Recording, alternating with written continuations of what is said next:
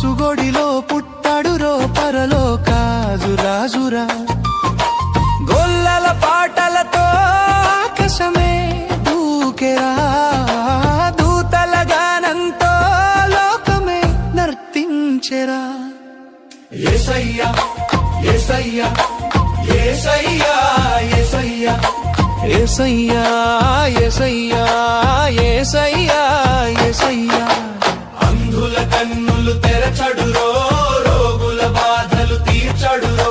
పాపికి మార్గం చూపడురో ప్రేమతో అందరి చేర్చడురో